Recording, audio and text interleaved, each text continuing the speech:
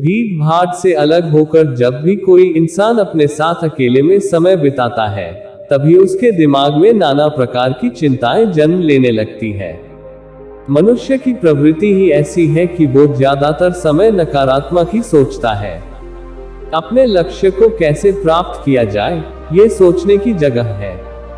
वो ये सोचता है कि अगर लक्ष्य पूरा नहीं हुआ तो मैं क्या करूंगा, और इस प्रकार की नकारात्मक विचारधारा के कारण जीवन परांत डर डर कर जीता रहता है।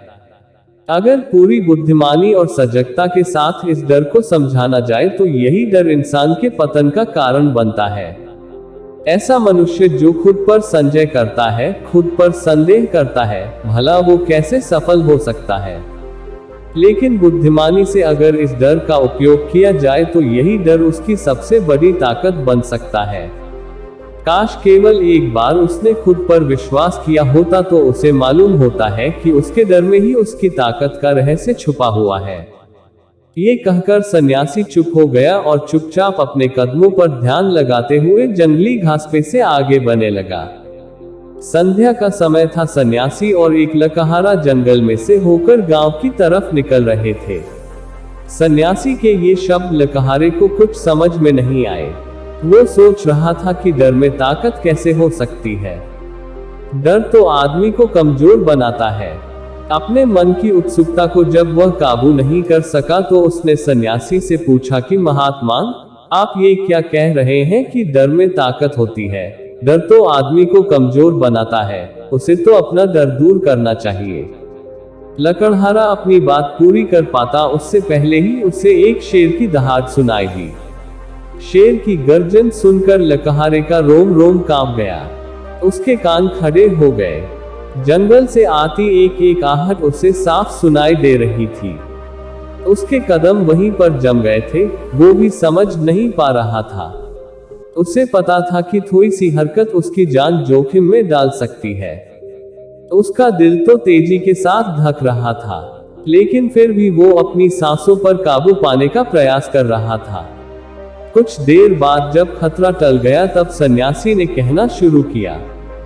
सन्यासी ने कहा कि अभी जब तुम डरे हुए थे तो तुम्हारे शरीर का रोम रोम जाग गया था।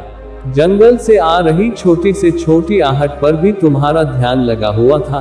तो इस प्रकार अपने मन के डर के कारण तुम होश में आ पाए, तुम पूरा ध्यान लगा पाए। इससे पहले जब तक तुम्हें शेर की दहाड़ सुनाई नहीं दी थी तब तक तुम अपने विचारों में खोए हुए थे, लेकिन जैसे ही तुम्हें शेर की दहाड़ सुनाई दी वैसे ही तुम्हारे सारे विचार गायब होकर हम वर्तमान में उपस्थित हो गए थे। यदि तुम्हें अभी शेर से बचकर भागना होता या फिर उससे लड़ना होता तो तुम्हें अपने शरीर की वो क्षमता देखने को मिलती जो आज तक जीवन में तुमने खुद भी महसूस नहीं की होगी। जब कोई कुत्ता तुम्हारे पीछे दौड़ता है उस समय तुम्हारी जो रफ्तार होती है वो तुम्हारी आम जिंदगी से कहीं ज्यादा होती है। साधारण जीवन में तुम इतने तेज नहीं दौड़ पाओगे जितना कि एक कुत्ते के सामने दौड़ पाओगे। ये ताकत या हमारे शरीर की क्षमता अभी देखने को मिलती है। जब हमारा मन डर में होता है, किसी डरावनी परिस्थिति में हमारा मस्तिष्क और हमारा शरीर अपने उच्चतम श्रेणी में काम करता है। जो काम तुम आम जिंदगी में नहीं कर पाते वो तुम्हें डरा कर कराया जा सकता है। जहां पर भी तुम्हें डर का एहसास होता है वहीं पर तुम्हारी इंद्रियां पूर्ण रूप से सक्रिय हो जाती है। तुम्हारे कानों की सुनने की क्षमता तेज हो जाती है, दृष्टि एकटक हो जाती है, पूरी सजग हो जाती है, सक्रियता बढ़ जाती है। और जैसे जैसे वो डर खत्म होता है वैसे वैसे तुम सुप्त अवस्था में चले जाते हो। तुम सो जाते हो और तुम्हारे इंद्रिय फिर से आराम की स्थिति में चली जाती है। सन्यासी ने लकहारे से कहना जारी रखा कि परीक्षा से एक दिन पहले जो याद करने की तुम्हारी गति होती है वो साधारण याद करने की क्षमता से कहीं तेज होती है। सिर्फ एक बार याद किया हुआ तुम्हें परीक्षा के समय याद रह जाता है और तुम जानते हो कि ये सब परीक्षा के डर से ही होता है। इसीलिए डर को दूर करने की जगह इंसान को ये सोचना चाहिए कि वो अपने डर को ताकत कैसे बना सकता है। जिस प्रकार सुख और दुख, प्रकाश और अंधेरा एक ही सिक्के के दो पहलू होते हैं, उसी प्रकार डर और ताकत भी एक ही सिक्के के दो पहलू होते हैं। जिस प्रकार रोशनी के बिना अंधेरा पूर्ण नहीं होता, सुख के बिना दुख पूर्ण नहीं होता, उसी प्रकार डर के बिना ताकत का भी कोई महत्व नहीं है। लकड़हारा सन्यासी के ज्ञान से बहुत प्रभावित हुआ, उनके चरणों में नतमस्तक हो गया और उनसे पूछा कि महात्मा, अंधेरे को तो दिया जलाकर रोशनी से भरा जा सकता है, लेकिन अपने डर को ताकत में कैसे बदले, इसके लिए कोई उपाय बताएं। इस पर सन्यासी ने कहा कि डर दो प्रकार के होते हैं, सबसे पहला मानसिक डर और दूसरा शारीरिक डर। सन्यासी ने लकड़हारे को समझाते हुए कहना शुरू किया कि मान लो तुम्हें जंगल से होकर गुजरना है और अचानक तुम पाते हो कि तुम्हारे मन में शेर का ख्याल आ गया। अभी तक प्रत्यक्ष रूप में शेर तुम्हारे सामने नहीं आया है, ना उसकी दाद सुनाई दिए, मतलब दूर दूर तक कोई अंदेशा नहीं है कि जंगल में शेर मौजूद है, लेकिन शेर का ख्याल आने से तुम्हारे मन में एक डर आ गया। अब तुम्हारा उठने वाला एक एक कदम उसी डर से अभिभूत होगा। हर समय तुम्हारे मन में यही ख्याल चलेगा कि कहीं शेर ना आ जाए। ये शेर वर्तमान में तुम्हारे सामने नहीं है, यह तुम्हारी बहुविषय की कल्पना है। इसी प्रकार जो मनुष्य अतीत और भविष्य की चिंताओं में डूबा रहता है, वो मानसिक डर का शिकार होता चला जाता है। इसी विडंबना के कारण वो अपने जीवन में जीतने भी निर्णय लेता है। वो सारे मानसिक डर से ग्रसित होते हैं, इसीलिए ज्यादातर मनुष्य पूर्ण रूप से अपने निर्णय पर भरोसा नहीं कर पाते हैं, और यही निर्णय या फिर फैसले जो आधे मन से लिए जाते हैं, मनुष्य के कार्य को पूरा नहीं होने देते। लेकिन ये भी सत्य है कि मानसिक डर के कारण ही इंसान अपनी तैयारी पूरी करता है। अगर तुम्हारे मन में शेर का ख्याल नहीं आएगा, तो तुम शेर से सुरक्षा के लिए कोई भी कदम नहीं उठाओगे। लेकिन अगर तुम्हें शेर का ख्याल आ गया, तो तुम उससे सुरक्षा के लिए कोई ना कोई तरीका जरूर अपनाओगे। तो इसलिए मानसिक डर बेकार नहीं होता, वो आपकी सुरक्षा को और ज्यादा मजबूत भी करता है। लेकिन समस्या तब शुरू होती है जब आप चाहकर भी कुछ नहीं कर सकते, लेकिन उसके बावजूद आप मानसिक डर झेल रहे होते हो। उदाहरण के लिए कुछ मनुष्य हमेशा ये सोचते रहते हैं कि उन्हें कोई बीमारी ना हो जाए, कहीं उनके साथ कोई दुर्घटना घट जाए, कहीं उनके साथ कोई धोखा ना कर दे। लेकिन इन सब घटनाओं पर उनका कोई जोर नहीं होता है, ये उनके हाथ में नहीं होता है। अगर दुर्घटना होनी होगी तो होगी ही, अगर बीमारी होनी होगी तो होगी ही। अच्छा खान पान और अच्छी दिनचर्या का पालन करने के बाद भी अगर कोई मनुष्य बीमार हो जाता है, तो ये उसके नियंत्रण के परे की बात है। अपनी तरफ से उसने पूरी कोशिश की और यही उसका कर्तव्य था, उसमें कोई कुछ क्या कर सकता है। जो घटनाएं इंसान की पहुंच के परे होती है, वो उनसे भी परेशान होता रहता है, उनसे भी उसका मन घबराता रहता है, और यही मानसिक डर उसके पतन का कारण बनता है। और यही मानसिक डर अगर सही तरीके से इस्तेमाल किया जाए, तो मनुष्य समझदार और अनुभवी कहलाएगा। जो इंसान ये सोचता है कि कांटे सिर्फ दर्द देने के लिए ही बने हैं, वो ये भूल जाता है कि कांटे ही फूलों की रक्षा करते हैं। इसी प्रकार एक ज्ञानी मनुष्य किसी भी चीज का उपयोग अपने सकारात्मक तरीके से कर सकता है, लेकिन एक अज्ञानी मनुष्य है अपनी अज्ञानता वश उन चीजों को भी छोड़ देता है जो उसके लिए उपयोगी होती है। विवेकशील मनुष्य फेंके गए पत्थरों का भी महल खड़ा कर लेता है, लेकिन एक वैज्ञानिक मनुष्य उन पत्थरों को दूसरों पर फेंकता रहता है।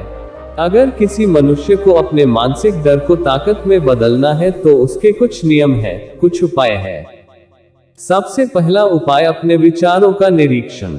अगर हम अपने जीवन में अपने विचारों का निरीक्षण करेंगे, तो हम पाएंगे कि ज्यादातर विचार हमारे काल्पनिक होते हैं, और इसलिए जो डर उन विचारों के कारण पनपता है, वो भी काल्पनिक होता है। ज्यादा सोचने वाले लोगों को जब सोचने के लिए कुछ नहीं मिलता, तो वो निरर्थक बातों के बारे में सोचने लगते हैं, और वो बेकार के विचार उसे तो परेशान करते ही हैं, साथ के साथ उसके परिजनों को, उसके सगे संबंधियों को भी परेशान करते हैं। इसीलिए ज्यादा सोचने वाले लोगों को यह समझना चाहिए कि मन में उठ रहे तमाम विचारों में से काम के विचार कौन से हैं और बेकार के विचार कौन से हैं। जो निरर्थक विचार हो उन्हें दूर करते जाओ और जो सार्थक विचार हो उनको गहराई से सोचना शुरू करो। तभी तुम्हारी समस्याओं के, तुम्हारी उलझनों के उपाय निकलेंगे। मानसिक डर को दूर करने का दूसरा उपाय है उसका सामना करना। इसका मतलब यह नहीं है कि तुम शेर के सामने जाकर खड़े हो जाओ, बल्कि इसका मतलब यह है कि पूर्ण सुरक्षा के साथ तुम जंगल में जा रहे हो। यदि जंगल में जाना बहुत आवश्यक है तो तुम शेर के डर से अपने घर पर नहीं बैठ सकते हो। इसी प्रकार मनुष्य के जीवन में बहुत सारे डर होते हैं, जैसे कि परीक्षा का डर, लक्ष्य ना पाने का डर, झूठ बोलने का डर, सच के पता लग जाने का डर, अपनों को खो देने का डर, दुर्घटना हो जाने का डर। लेकिन जैसे जैसे समय के साथ इन डरों का सामना किया जाता है, वैसे वैसे ये डर जीवन से दूर होते चले जाते हैं। अगर तुम इनसे बचने का प्रयास करते हो तो ये जीवन भर तुम्हें सताते रहेंगे। ये तभी दूर हो सकते हैं जब तुम इनका सामना करो। कुछ लोगों को तो दूसरों के सामने खुलकर बात करने में भी डर लगता है। ऐसे लोगों को अनजान लोगों से बात करनी चाहिए। जितना ही वो लोगों से बात करेंगे उतना ही उनके मन का डर दूर होता जाएगा। मानसिक डर को ताकत में बदलने का तीसरा उपाय है अपने डर को स्वीकार करना। बहुत से लोग अपने जीवन में अपने डर को स्वीकार ही नहीं कर पाते। अगर आप उनसे पूछेंगे कि उन्हें किस चीज से डर लगता है तो वह साफ इनकार कर देंगे कि उन्हें किसी चीज से कोई डर नहीं लगता। लेकिन दूसरों की नजरों में ऊंचा उठने के लिए ये झूठ उन्हें बहुत महंगा पड़ता है। अगर वो अपने डर को स्वीकार करना नहीं सीखेंगे तो वो जीवन पर्यंत उस डर से मुक्त नहीं हो पाएंगे। इसीलिए समझदारी इसी में है कि अपने डर को स्वीकार कर लिया जाए। अगर आपको किसी चीज से डर लगता है तो किसी से शर्माने की या झिझकने की जरूरत नहीं है। हर मनुष्य को, हर इंसान को किसी ना किसी चीज से डर लगता ही है, और आप पाएंगे कि जैसे ही आप अपने डर को स्वीकार करते हैं वैसे ही आपका डर खत्म होना शुरू हो जाता है। और जितना ही आप अपने डर को छुपाने की कोशिश करेंगे आपका डर उतना ही मजबूत होता चला जाता है। ये सारे तरीके तुम्हारे मानसिक डर को दूर कर सकते हैं, लेकिन शारीरिक डर को दूर करने के लिए तुम्हें दूसरे तरीके अपनाने होंगे।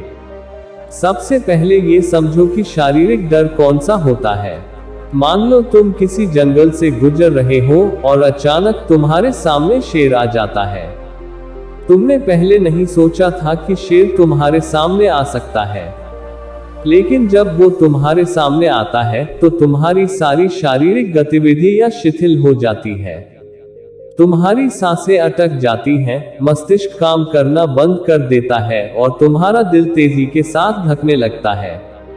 तो इसलिए जब बिन सोची बात हमारे साथ घटित होती है तो हमारा शरीर उस डर को महसूस कर पाता है और वही शारीरिक डर कहलाता है। ऐसे समय में शारीरिक डर को दूर करने के कुछ उपाय हैं, कुछ तरीके हैं। सबसे पहला उपाय तो यही है कि अपने ऊपर संयम रखें। जब किसी मनुष्य के साथ बिन सोची बात घटती है तो सबसे पहले उसका संयम टूट जाता है, और संयम टूटने के साथ उसका मस्तिष्क काम करना बंद कर देता है, और इसी वजह से सोचने और समझने की प्रक्रिया भी रुक जाती है, क्योंकि हमारा शरीर उसी प्रकार कार्य करेगा। इस प्रकार हमारा मस्तिष्क उसे निर्देश देगा। अगर मस्तिष्क की सोचने समझने की शक्ति खत्म हो गई तो हमारा शरीर भी शिथिल हो जाता है। तो इसलिए अगर कठिन समय में मनुष्य अपने ऊपर संयम रखता है तो उसका मस्तिष्क सही तरीके से काम करता है और वो सही निर्णय लेकर उस परिस्थिति से तत्काल बाहर आ सकता है। यहाँ पर दूसरा उपाय समझने का ये है कि जीवन में कुछ भी घटित हो सकता है। जीवन बड़ा चमत्कारिक होता है, वो हमारी सोच के अनुरूप नहीं चलता, बल्कि उसमें कुछ भी हो सकता है, और यही जीवन की खूबसूरती होती है। अगर आपको आज ही पता चल जाए कि आने वाले 10 साल तक आप क्या कर पाएंगे तो आपकी जीवन में से रुचि खत्म हो जाएगी। लेकिन अगर जीवन एक रहस्यमयी किताब की तरह बना रहेगा, तो आप अपने जीवन से कभी नहीं थकेंगे। आपका जीवन आपको आश्चर्यचकित करता रहेगा। इसलिए यह समझो कि जीवन में कुछ भी घटित हो सकता है, तुम्हारी सोच से परे भी घटित हो सकता है। इसीलिए कुछ अनुमान मत लगा लेना किसी सोच को लेकर। सन्यासी ने अपनी बात खत्म करते हुए कहा कि इन तरीकों से तुम अपने मानसिक और शारीरिक डर को दूर कर सकते हो और आनंद से भरा हुआ जीवन जी सकते हो। तो दोस्तों, कैसी लगी ये कहानी? कमेंट सेक्शन में कमेंट करके जरूर बताना।